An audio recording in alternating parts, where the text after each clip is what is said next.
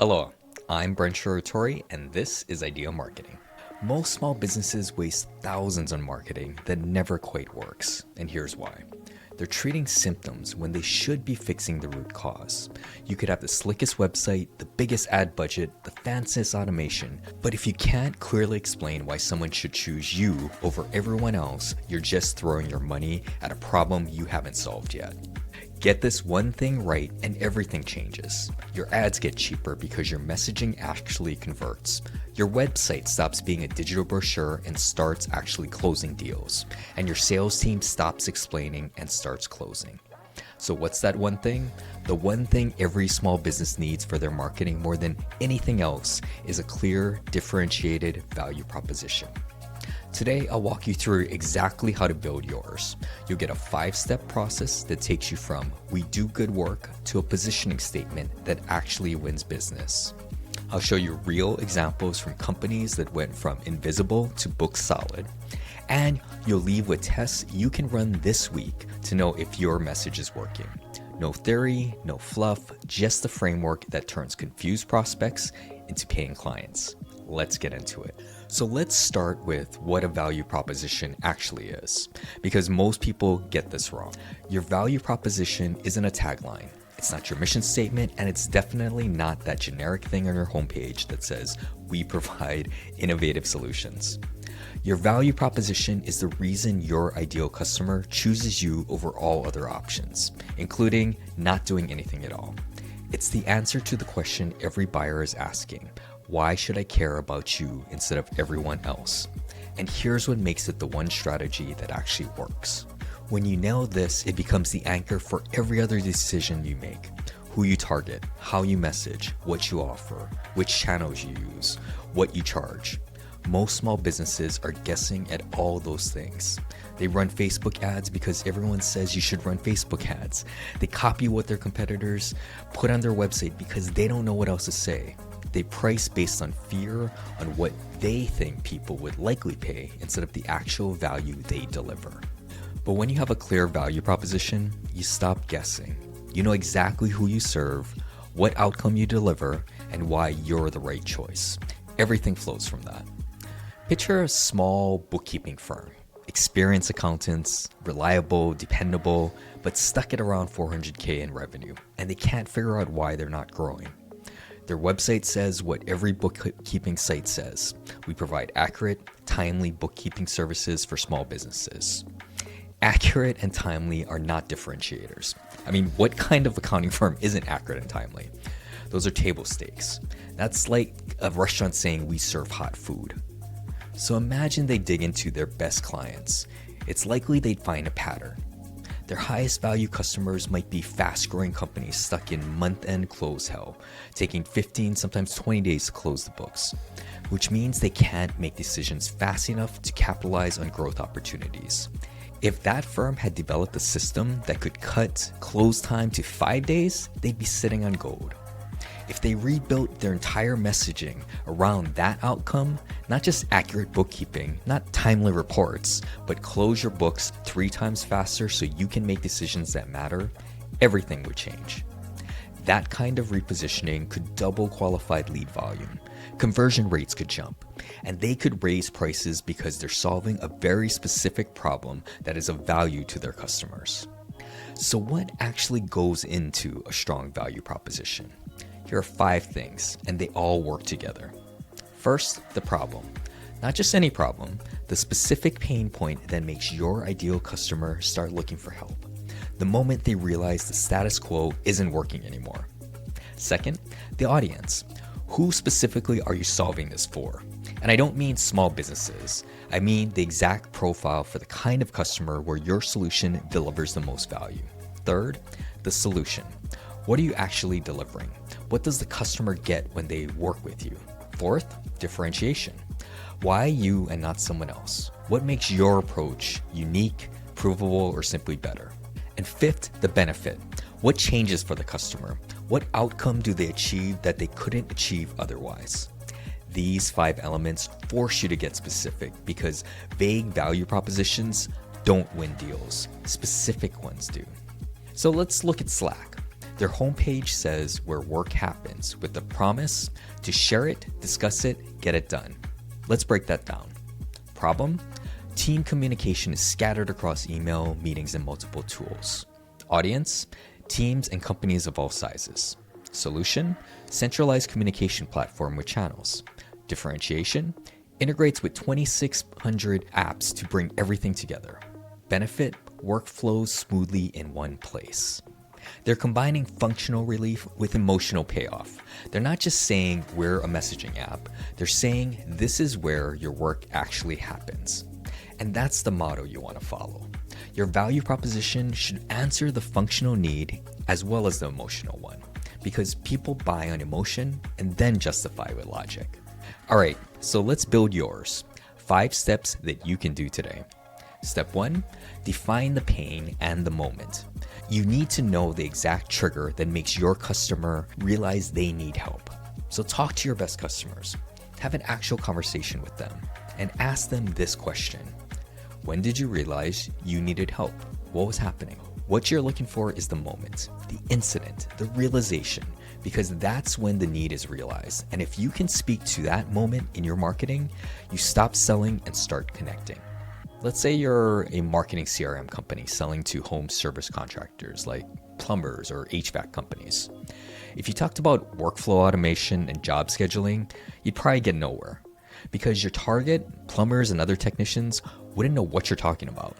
But what if you tried talking to your actual customers and found their real pain point? You're missing job calls on weekends. When customers call with emergency pipe bursts or broken AC units and they get your voicemail, they'll end up booking someone else.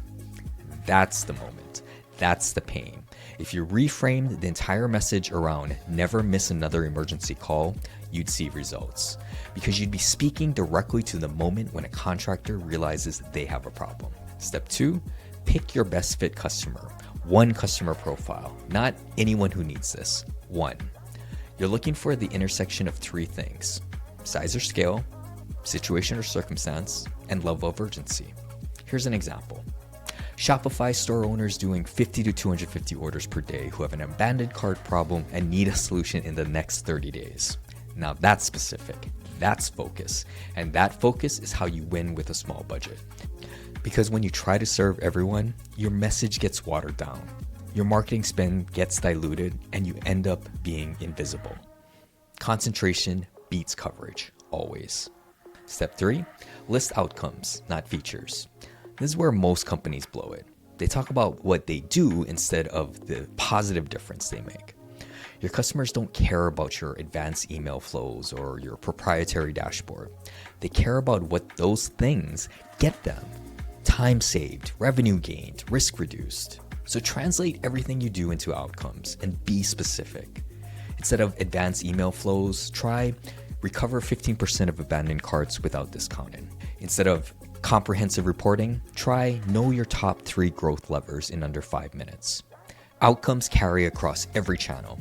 They shorten sales cycles, and they let you charge more because you're selling transformation, not tasks. Step 4, differentiate with proof. You need one primary differentiator supported by evidence. It could be a number, a guarantee, a proprietary process, social proof, something concrete. Saying you're the best doesn't work. Saying you're customer focused doesn't work. Everyone can claim that.